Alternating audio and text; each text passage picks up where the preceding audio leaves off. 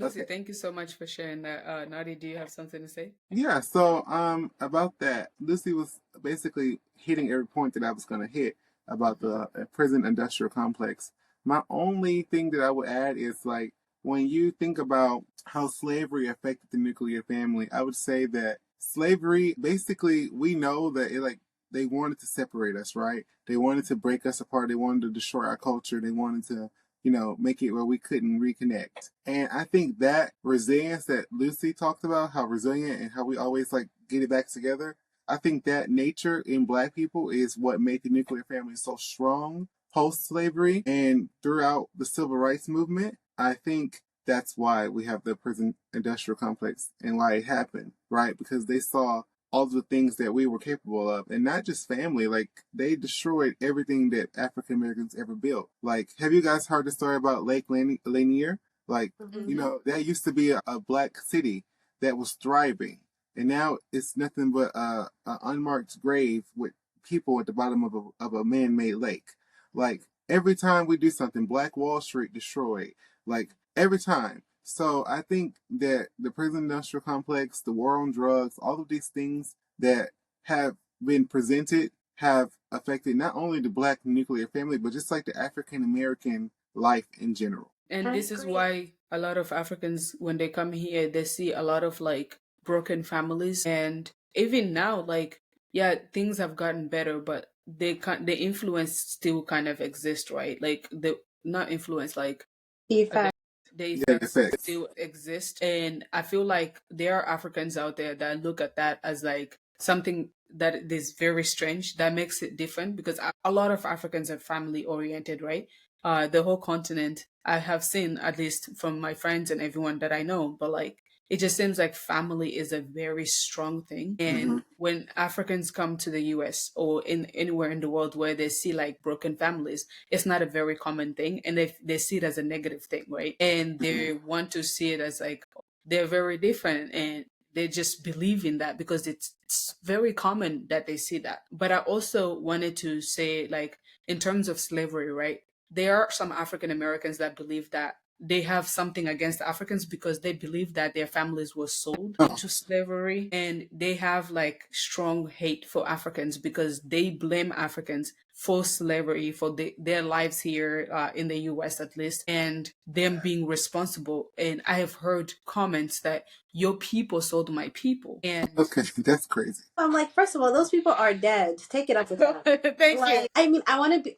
No. Here's my thing. I want to be empathetic because it's unfortunate. Slavery is horrible. Yeah. And that it happened is terrible. My thing is, you can't blame Africans now and say your people did this when this happened a long time ago, and I don't even think they knew the extent of what was happening whenever they sent people over, so it's really messed up.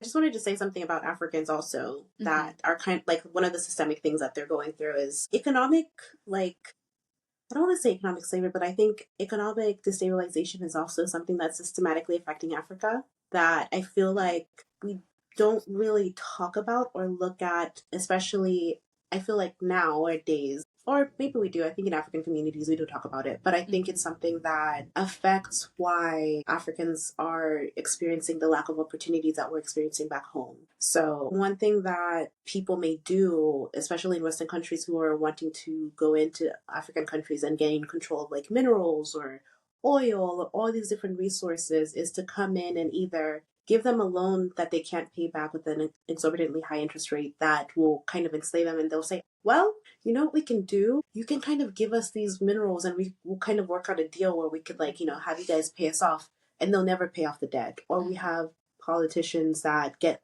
lump sums of cash and money for themselves and their families, and they don't spread it to like people back, like the resources that they have back home or that we have here. So one thing that kind of keeps Africa where it is, even though it's a really, really, really wealthy continent with a lot of minerals, even to this day, despite all of the the pillaging that has happened, it's still a very wealthy continent in resources, in ingenuity and so forth. But it's like that growth is stifled because of the fact fact that there's no investment there that's meaningful, that will support people who have ideas, or like people will go to school, get degrees and not have jobs because it's just there's no growth in the economy, and people come in there, take minerals, take resources, and leave.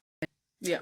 And I think that's also something that we need to talk about as far as like Africans and why they are dealing with that and what oppressive systems that they're dealing with. Because and then when they come here, there's this stereotype that Africans are broke, they're poor. Oh, you're hungry. You're living in a hut. Like I like yeah. You'll see that in African kids. Wait, I just want to say, first of all, that stereotype, in my opinion, is dead. Like, we have learned from you all firsthand, my generation especially, we have learned that is not the case. But you guys were not here, or maybe some of you were, but you guys were not here when we were little kids, and that's all they showed us on TV was like starving. I remember the commercials. Like, they literally they made us believe that our cousins in Africa were like down real bad. And so that's why we thought that.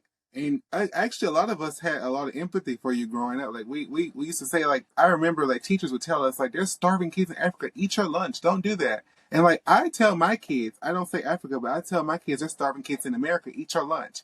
Because it's true. We have starving kids in America, too. But, like, I make sure I don't say Africa, though, because that's all we heard growing up is there's starving kids in Africa. Eat your lunch. Don't waste food. There's starving kids, which is, it's true, right? To an extent. But there's starving kids all over the world. But we had that Sarah Laughlin commercial where like there's sad music in the background. And if you I think that's for dogs, though. Children. Huh? That was for the AAPCA. In the arms of Oh, yes.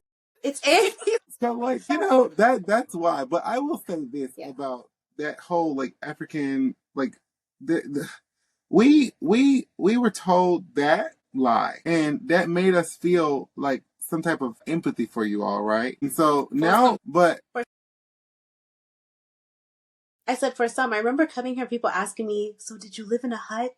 Did you have a pet lion? How did you even get here? I'm like, a plane? We came on the boat. Yeah, like I swam here. That's just like the idea that all Africans are black. Because like, there's like that whole joke in Mean Girls, which is one of my favorite movies. Like Katie Haring is from South Africa. And and there's like a girl in the room who looks like she could be stereotypically African. Everyone looks, when we have a new student from Africa, everyone looks at the black girl who's African American. And Katie's like, and they're like, you're African? And she's like, yeah, but you're white. But you're white. So like, people have generalized misconceptions, but I think that we are getting educated over the years. Like, I don't really hear the whole starving Africa thing anymore, like in any circles. Like, I think everyone has been educated.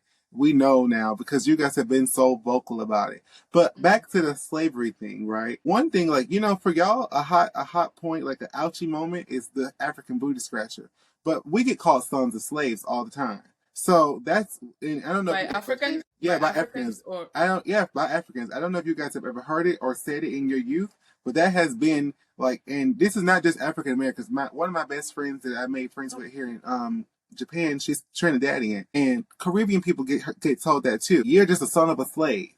So, and you know that's not something I made up because that's not even how we talk. Son of a slave sounds crazy. So like, that's just too long of a clapback. Yeah, exactly. That's so, insane. But the fact that you said a clapback, that's exactly what they think it is. It's a clapback, but that's hurtful. Like to call people sons of slaves, like it being that you're African, knowing that you're not a son of a slave, at least not a chattel slavery slave, right? And so, like, yeah, we know that. Like now we know that. Well, I don't know. I was taught in school that we weren't so just by other Africans. We know that some people just ran faster. We know that some people, there was different ways that you got caught to be a slave. We know that sometimes it was war criminals or war enemies that were sold into slavery. And at which point we don't look at it, and I've explained this to African Americans, you don't look at it in that context, because when you're at war with someone, it doesn't matter if you're ethnically the same race. We're different tribes, we're different countries, we're different whatever. When Japanese were over here killing and raping Koreans, you know, like they didn't think about the fact that they were just Asians. They were enemies. So they did the worst thing they could do to their enemies. So I'm not saying it's okay. Obviously, it's not okay. But we know how that goes. If we are at war, if it's kill your mother, kill your child, kill you, then these people coming to take you away and do whatever they want to do with you. Yes, I sold you into slavery. I understand that. I understand that from a historian's point of view. I get that. On a social emotional level, I think it's horrible. Obviously, it's not okay. It's not right. Yeah, it's sad. But I can't look at you and say, Elizabeth, you sold my ancestors into slavery, because your ancestor and my ancestors could have been brothers who got separated.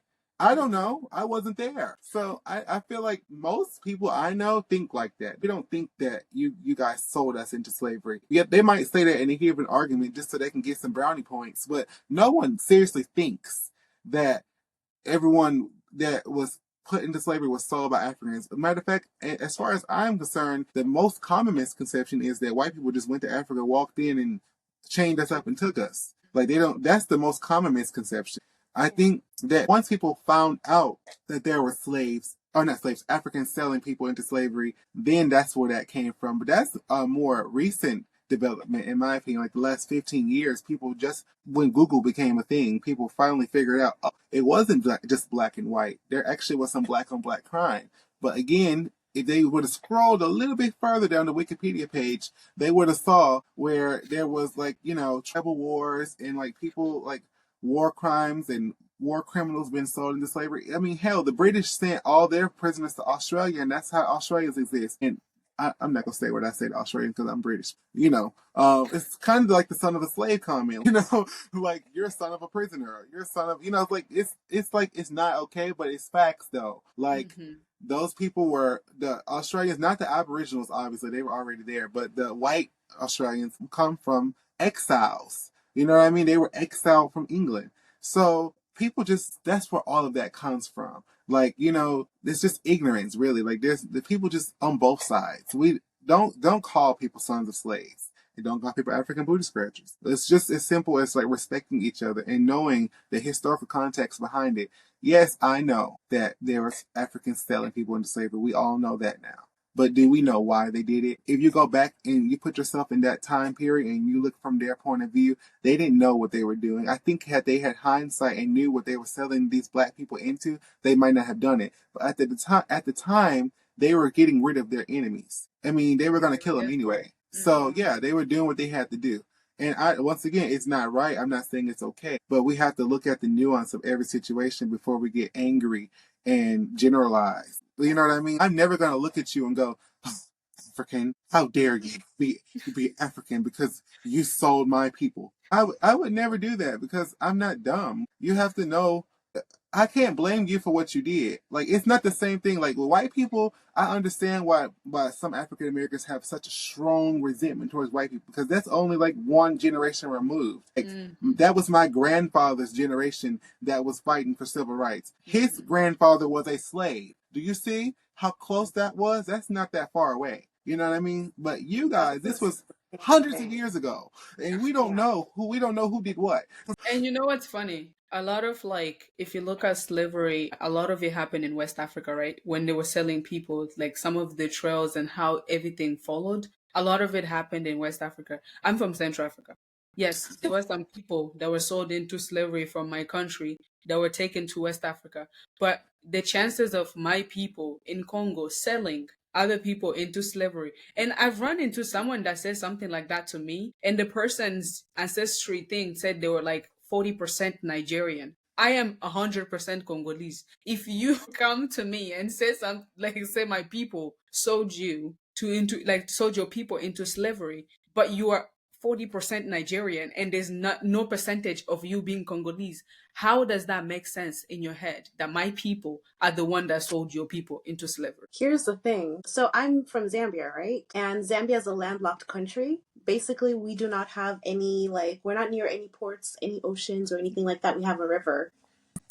And the lake. But there are some African American people who have gone to my mom's village, not the city, not the capital, but the actual village in the Western province, and have stated that they were from that place or from like that tribe basically. And there's this thing, I think there's a Wikipedia page or some page where they talked about how there's a Lozi king who sold off some people to the people who were like sending people to slavery and stuff like that. So they came back and said, we want to be close to our culture, we want to like build here and develop and stuff like that. So I struggle with that because I'm trying to understand how it came to be that they traveled so far to They a flew them port out. and was sold. They But flew them I out. mean, it's an interesting situation because I'm like, on one hand I'm happy that they found a place that they can kind of trace their roots back to and so forth. I really need to do a little bit more reading and understand that experience or that process. Yeah, I really do need to understand a little bit better because it's just so random to me. It's good. Especially in a landlocked country. And also Well, Zambia. Zambia is like Canada, right? Like they just kind of stay to themselves. They mind their business. They do their thing. They don't really like try. I have two The things. trap I have Yeah. two. What the hell? I just made balloon. because you did the peace sign. My bad. Well, I you should wasn't have trying. done that at the end. I'm not celebrating slavery. Just so anybody who watching knows, that was an accident. I have two things to say. The first thing is about that whole I think it's very possible that people from parts of Africa that we wouldn't think were affected by slavery could have possibly been. They might have just been in the wrong place at the wrong time. Who knows? But Honestly.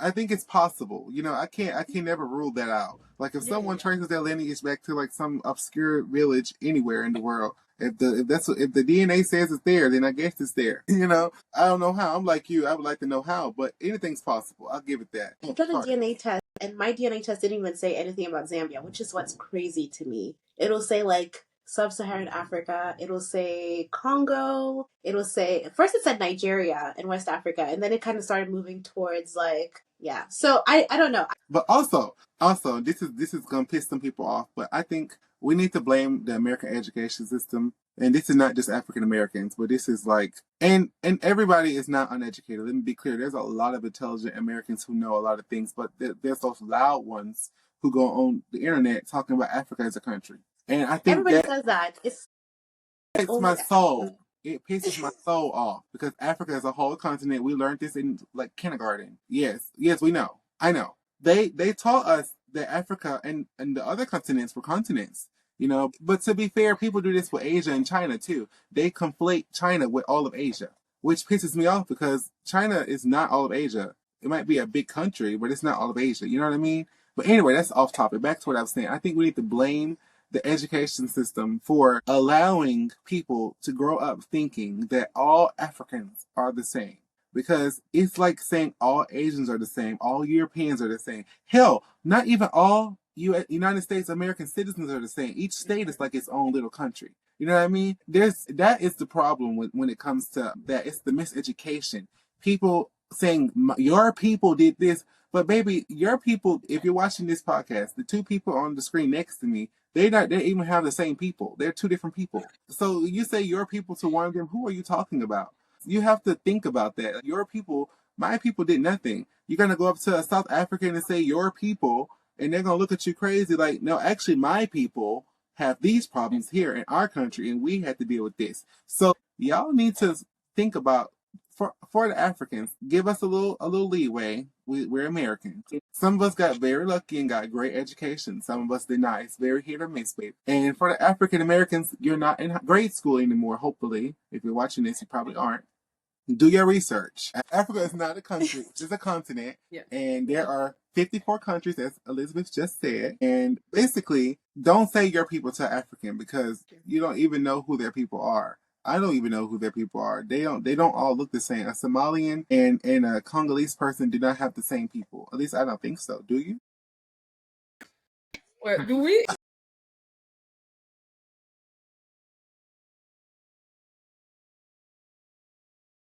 Your people, and then you're talking about Filipinos. Like they're not the same people, babe. They have different things happening. So just be clear about that. So yeah, that's all I want to say. Like the education system is to blame there. And yeah, Accountability is also a big thing because, it's important for us to read and learn instead of just kind of like we can't fly off the handle on situations that we don't really know a lot about. And I feel bad about like I want to read more about I did read some, but I want to read more about that situation that I mentioned about people, going back to the Western Province and Mongo and stuff like that and talking about, like that they are from there because I want to understand more and I want to kind of, see because when we learn about it, we learned about West Africa and people becoming slaves that way. So I agree. We definitely need to have grace on both sides and also educate ourselves so that we understand each other. I think it'll make us better for it, better people, better citizens of the world, and so forth. And I do want to say, I've never heard of anybody say like a son of a slave, and I'm so sorry that, people use that as an insult because that is really cruel. It's just hurtful. There's no recourse for that or anything like that. So, and I'm glad we're having this dialogue because we didn't know that, like, right? Like, we didn't know that was a thing. We've heard some things just because we are African, we are around our people. Sometimes we hear things, and we check them whenever it Exactly. happens. We do, like, one thing that I try to make sure is that I'm like, nah, this is not the case. This is why. So, sorry. Yeah, and explain and educate them. But hearing about son of a slavery, that's deep. Like, you have you have to have like this tone when you say it, because just hearing that itself is so big that if you are upset and you say it, it just feels like you opening this, like, this hole and like pushing somebody in there and try to force him in there, try to suffocate them. That's, to me, that's the feeling that I got when you say that. So I can't imagine, and as an African American, hearing that, I'm already offended by the things that are said to me as an African, but also hearing someone call me that, I will fight. The first time I heard "son of a slave" actually was here in Japan, and I was going to mention something in a minute, and we can talk about that. But the first time I heard it was here, and I told my friend, and she's from Trinidad, and she said, "I've heard that my whole life. They always call us sons of slaves." Like, and I'm really, because in my experience at home in the States with African people, like, I only know like a handful of African people from Africa, and in that handful, I've only ever had an issue with maybe one, and it wasn't based on African American. It was more like the gay thing. So for me personally, I never really experienced it, but when I got here, I heard someone say it, and I was like, surely they didn't just say that, and because they didn't say it to me, they were talking. We were in a group, and they were just like saying, well, that person's the son of a slave, and I was like, bitch, what you just say? Excuse my French. I was like, huh? I was like taken aback, and so when I brought it up with my best friend, she's like, oh, that's common. You never heard that before? And I was like, no. I was like, that's a common insult. Like, they really think of us as sons of slaves. Like, they think they're better than us. And I was like, oh. Like, because I never met people like that. Because my friends who are African, or my old friends, I don't know them anymore, from high school, elementary school, they were nice people, Like, so I didn't really, but, yeah. But I will say there is, like, sometime in this podcast you asked about the divide. I will say one of the big divides is obviously culture. Because when I see an African person in Japan, I know. I'm not. We're addressing that next.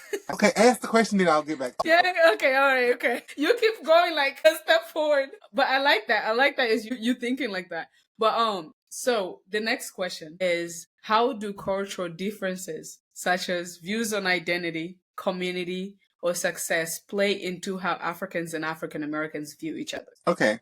Shall I continue? Yes. Please do. Please. So I was just gonna say, in Japan, and actually in Europe too, when I was in Europe, I can tell an African American from an African instantly. And actually not just African Americans, Africans and other like Caribbean people. I can tell instantly if they're African American or not. And there's one simple way, and you're not gonna believe this. You're gonna think this is so dumb, but it's true. It's not based on how you look. It's based on this one thing. If I look you in your eyes and nod at you and you don't nod back, you're not African American. Because no, and no, oh my God, I saw that on Reddit. this is a fact. This is a fact. This is not. I'm not being funny. This is no, it's true. It's a cultural thing. African American people, we have established that African people are different, right? African American people, we are different, but we are all African American, and we have a brotherhood or sisterhood. We have cultural things that we do to identify each other just naturally out of instinct. And so if I see you and I nod at you and you don't nod back, I know instantly, okay, that person's not an African American. And I won't lie. Sometimes it rubs me the wrong way because it feels rude. And then I have to check myself mentally and be like, well, they're not from the same culture as us. They probably thought I looked crazy nodding at them and they don't even know who the heck I am. So, like, but that is a real thing and everyone talks about it. Like, we African American people, that is something we have noticed. But like I said, it rubs some people the wrong way. Like some people get this instant idea that they're uppity. Oh, they think they're better than us. And I'm just like, well, maybe they just don't know you, so they're not going to speak to you, which is generally how most people are. Like, you know what I mean? Like, but in the same breath, I have met African people in Japan who know the social rule that African Americans have, and they follow it because they have been around African Americans and they're aware that that nod means a lot more than just a nod because it goes back to slavery. Like, you know, it's just like it's a thing. Like we do that to identify each other. So anyway, I'll land my plane there, but I just wanted to tell y'all about that because people don't know that. And I think a lot of African Americans don't realize that that's an African American thing. Like, it's not, Africans are not being rude. You know what I mean? So, Elizabeth, you. I have one point to make on that. Yeah. And it's so funny that you said it. Okay, I'd be on the socials. So I was on Reddit, and I think it was Reddit. Everyone does. But it was like, this lady was like, you know, she was traveling to Jamaica or the Caribbean, and she did the nod, and they didn't nod back, and she was like, you know what? She kind of said, you know, it kind of clicked in her head, like, if you're not like a minority in a place, and you don't have a way to kind of like communicate with your people and just like in a nonverbal way, basically being in the Caribbean or being in Africa, for the most part, we're kind of like the majority there, right? So we don't have to kind of communicate non-verbally and be like, hey, what's up? Or that, or something like that. Just kind of be like, hey, I see you, solidarity and stuff like that. But she kind of likened it to the fact that the experience of African Americans is different in such that you kind of have to like acknowledge your fellow person, your fellow African American. Whereas like in other African countries, you're just like, oh, it's just another person. Come on now. So that's what she likened it to. And when you said that, I was like, oh my God, this whole time, like, sometimes people will nod at me and I'm like, I nod and I'm like, why am I nodding? I just do it because it's like, I don't want to be rude. But so yeah, it's funny that you mentioned it. For me, I feel like this is one of those, like, you know, the cultural differences that like people don't know about each other's cultures. And now they have this perception that, oh, they're rude, they're this, they won't acknowledge me. And that's because this is like something that is known among that particular, like, you know, group, and the other group is not aware. But if we are communicating, we had a good relationship with each other, we would have been all on the same page. What's funny is, for me, the first time I noticed something like this was on Key and Peele. I actually watched an episode where they were talking about Barack Obama as a president. And when Barack Obama went and greeted all the black people in the room, like the white people in the room, and then when he got to the black person, the greeting was different because they both knew. They nodded and then they went and shook their hand, and then like that was the first time I noticed that. It was on Key and Peele. This is very like Random. but that's when I was like, oh, so it's different. Like, yeah, it's different. Like how you interact with each other. And that's when, like, if I see an African American, like, or a black person in general outside, I'll nod at them. But with Africans, I'm able to kind of tell when I see an African outside, physical appearance. So I'm able to tell like my Africans around. So of course I'll always like nod or something, but they're also able to tell that I'm African, right? So even if I nodded, they will know that I'm African and they will nod back because. But with African Americans, I know that's the thing that you guys do because I saw it on Key and Peele. So if they nod, I nod back because I know that's like a silent greeting or like identification of each other.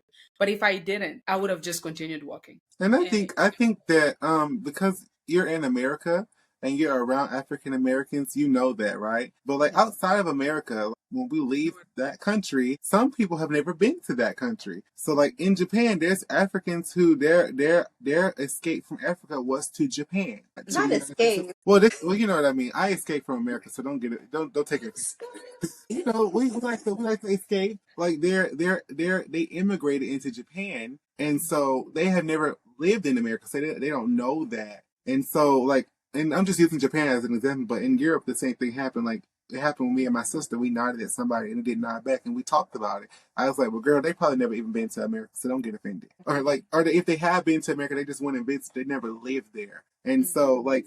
They don't have that lived experience of being surrounded by African American culture, so they don't really know the big deal about the nod.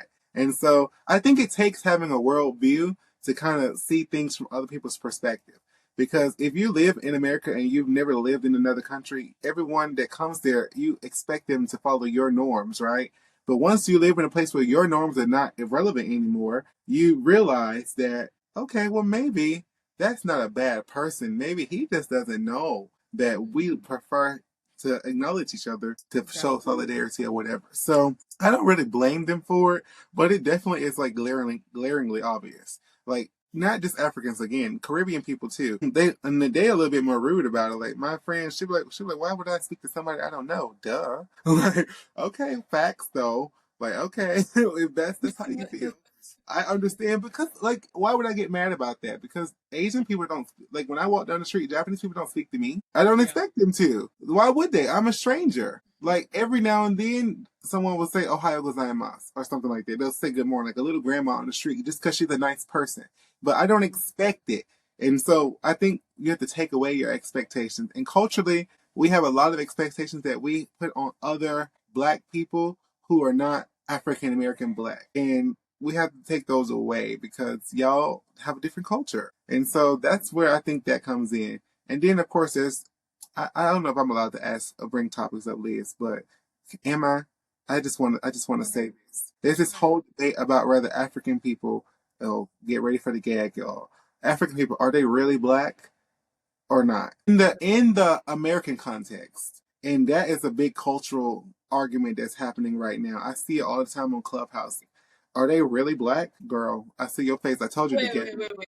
What does that even mean? So are Africans really Black? in the American context. What does that mean? So like, so you see, like when you on an application, it says Black or Yes, African. yes. So yeah, I respond to that. I think Black like is applying to African Americans, like the Black Americans of African descent, and the African American part that is for Africans. So I can see that because you are African first, and then you become American. Blacks are people that are born here that are originally American. They cannot be African American because they were not born outside of America. Yeah, this is Japanese interesting. Korean American, Mexican Americans. If you are born in the US, your identity starts here. It doesn't start outside of America, right? So they cannot give you the African American part. I heard this. I heard this same talking point from remember we were talking about the FBA's Foundation of Black Americans, and the other ones, the African Descendants of Slaves. They have a similar talking point. They kind of feel like the same, but they wouldn't.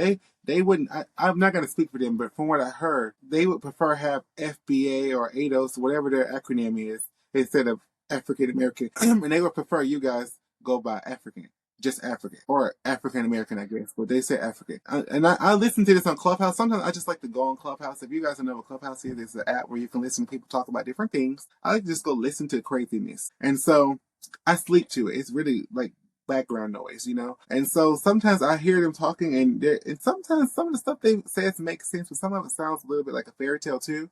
But I don't really have an opinion on the matter, but I think that it is kind of interesting, the concept that African Americans are not Black Americans. And for what you just said is exactly what they say. Like, it's a different. That's how they mean it. Like whenever, like politically, whatever the technical terms for what those mean, it's not because you are Black. Like you are Black, we all Black, or like So they mean like the Black part applies to Black Americans, like people that were born here, that we refer to as African Americans. And then the Africans that became Americans, that's the African American part of it. That's what that term means. I heard this from someone who was actually in the government whenever they were asking that. I don't know, like I'm not saying that's what I believe, but that's what I heard what that meant. And to me it makes sense, but that doesn't mean that we're not Black, because we are Black. Yeah, I think. Well, Lucy hasn't had a chance. Lucy, what you want to say? Lucy, like, what is this? For me, I'll speak for myself. I personally use the term Black as a catch-all term for Africans and African Americans and anybody in the diaspora, honestly, because I don't know. I feel like even though yes, our cultures may be different, we have a lot of differences, but we also have a lot of similarities. I think, but the social, if you're looking at the technical term, you're not going to use Black for everyone if you're referring, because you have to make that distinction. Socially, I do use Black, like we're all Black, right? But getting in the technicality of it, you're never going to use just Black to refer to both Africans and African Americans. I know, but if I'm speaking generally about like Black people. So here's the problem with the using black as an umbrella term in America, and it's not a problem for me, but this is the problem I heard. So I'm the African American in the room, so I guess I'm just going to speak on it. So what I've heard is when it comes to like opportunities, right?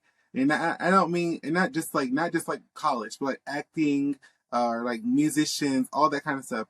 And it doesn't just apply to Africans. This is about biracial people. This is about Africans. This is about people from England who are black, people from the Caribbean. This is about anyone who is not basically all the way what they call monoracially black American. This is about those people who are outside of that box, right? Like people get so worked up over this online anyway. I've never actually heard anyone talk about this in real life. But online, like in Clubhouse, I hear it all the time. This is a consistent talking point.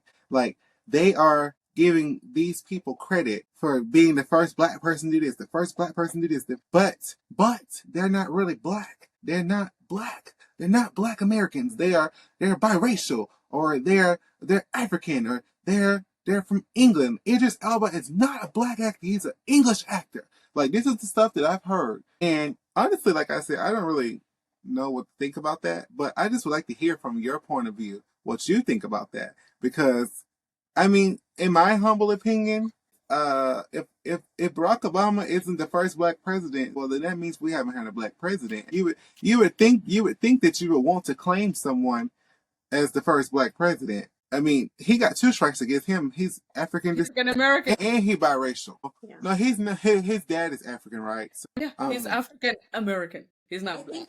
Yeah. Important to also just kind of take into consideration how people self-identify.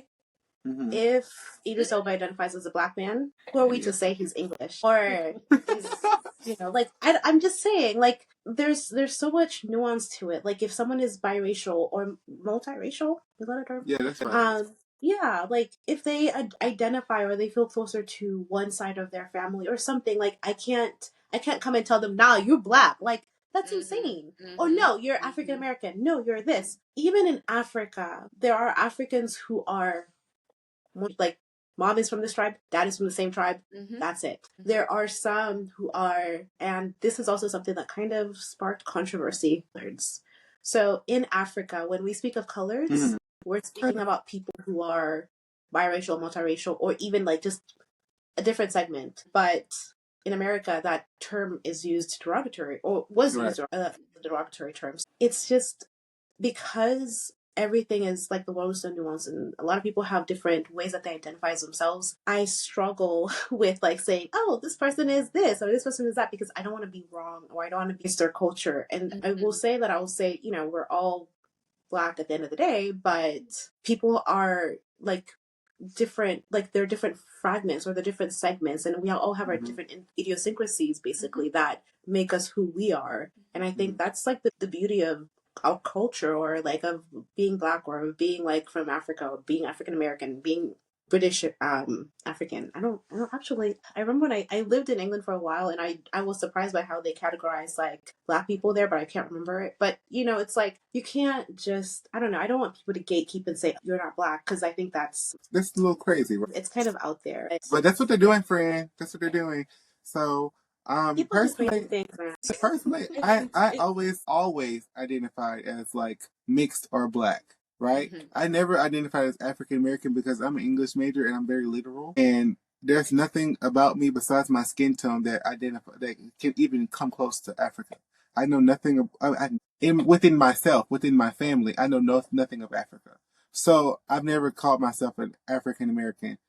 And actually, this is going to piss a lot of people off because they don't like it when people say this, but like because my birth certificate says it, I check mixed on my boxes and stuff. You know what I mean? Like I always have. Elizabeth will tell you, like I lean towards the black side, obviously, but I very much identify as mixed usually.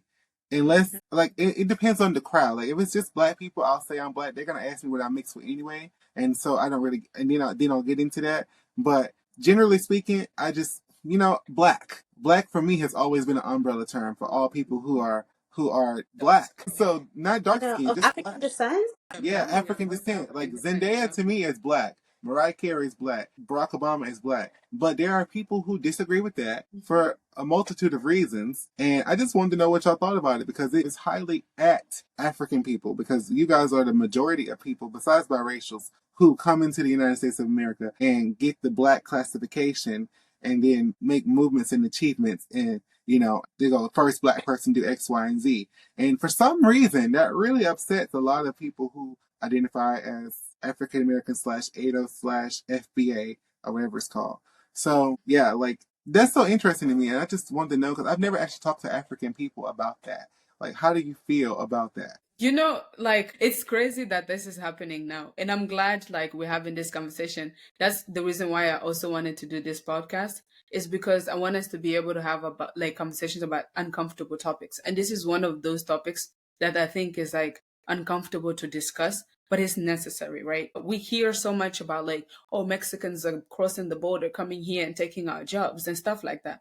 But hearing that from like black people that look like me saying, or I'm not black enough, regardless. They are okay claiming my accomplishments, right? Kamala Harris is not fully black, but we are all so proud that Kamala Harris was the first black female. Well, not really. First female like vice president.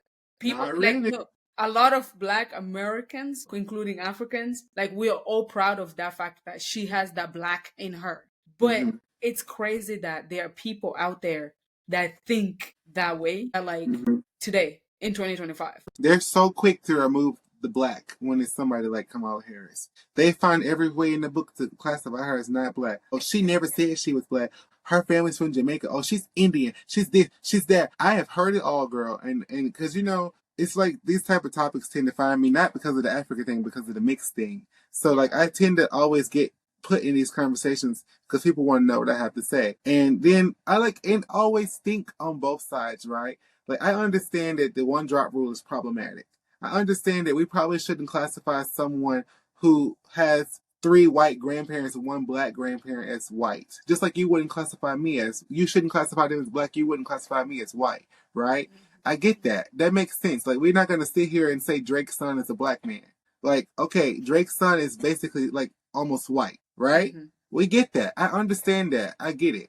But I also don't think it's fair to tell somebody how to identify. And so these conversations are very big right now, especially with Kamala Harris just like having this historic run and almost winning president of the United States and could possibly be the first black, Indian, Asian female president one day. Who knows? You know what I mean? She's all these firsts that she would be achieving, right? But so many people want to snatch that black out of her because she's done X, Y, and Z, or because she doesn't identify this way. When I guarantee you, I'm willing to bet $2 million that I don't have. None of the people that say this about her have ever sat down and had a conversation with that woman. But they just know who she is and how she should identify. And so, like, yeah, the black thing, like, that's such a sticky topic. And like, maybe you guys probably don't hear that much of that ignorance because you don't deal with African American people as much as I do, being that I'm African American and or black. But I hear it firsthand all the time. Kamala Harris is not black, or Idris Elba is not black, or Zendaya, it's not black. Like, all these people who are doing all these historic things for black people are not black. And this is gonna ruffle some feathers, but I'm gonna say it. If you go back and look in history, a lot of our first blacks who were African American were biracial. Not because they wanted to be, because they were born into that way, and they were in a time period where them being biracial gave them the opportunity to make moves for black people. Like, you know what I mean? Like, they not because they were light skinned. Frederick Douglass wasn't light skinned, I don't think. I'm pretty sure he was like my complexion or a little bit lighter. But he was biracial. A lot of people don't know that. Like, people get stuck on this thing about, oh, that can't be the first black that it is. But like, why not? They're still making moves for the black diaspora in general. Like, so yeah, African people have been on the backhand of this whole movement to remove black from everyone who doesn't have 2 African American grandparents, or 4 African American grandparents, excuse me. So yeah, I just want to know what y'all thought about that because it's on the topic of African and African American. Thank you so much for that. Yeah, I appreciate you sharing that. To wrap this up, one last thing. Just one last thing. You can make it like 30 seconds. What do you think we need to do to get over this and like work together? Just you have 30 seconds each. Let's see how you can go. I think I already said it. I think, taking personal accountability, learning to learn about yourself, about other people. Traveling is also a big thing. Also, I think that also helps, and not traveling to, vacation spots, but traveling to actually interact with people from different places so that you can learn different cultures and kind of check yourself and say, dang, I always took this for granted, or I always thought that this was the case, but there's another way of seeing things. I think that will make us better people all around. Nadi? I think just communication, like talking to each other, listening to listen and not just listen to respond, like knowing what people are going through and being aware that, everything is not black and white. There's nuance in every situation. And there's always three sides to every story, your side, their side, and the truth. And the truth is usually the middle ground. You have to find it. You know what I mean? So that's it. I think just communicating. I don't think that any of us would have gotten to where we are in our thinking had we not communicated with other people at some point. So surround yourself with different kinds of people. Don't just sit up and talk to the same people. Don't talk to everyone from the Congo. Don't talk to everyone from Zambia. Don't just talk to African Americans. Talk to some different people. Get some different perspectives, and then do your own research, like Lisa said, and then I think you'll come to a good conclusion. All right. Thank you very much. Yeah, I was going to say half of what you both say, so I think that's covered. But I would like to end it here. Thank you so much to my guests. It was a very insightful conversation. It's been all good things, good experiences, and ways to educate people. And that's what this podcast is about, educating people on important topics related to Africans, and this one, Africans and African Americans. So it's really great having you both here. Thank you so much for taking the time out of your day. Lucy, I know this was kind of like last minute for you, so I really appreciate you accepting the invitation and joining us. I'm really excited, and Naughty, I can't wait to see you to come back to the US. We can finally travel. But thank you so much to the audience. I appreciate you for tuning in. Please let us know. Use this as a conversation starter for your families, your friends, and anyone you think needs to learn about this topic and also have conversations. I know it's uncomfortable, but please talk about it. Thank you so much for tuning in. This is I Am African podcast. I am Liz, and I will see you next time. Wait, I have one more thing. Check people. If you see ignorant stuff happening, check them.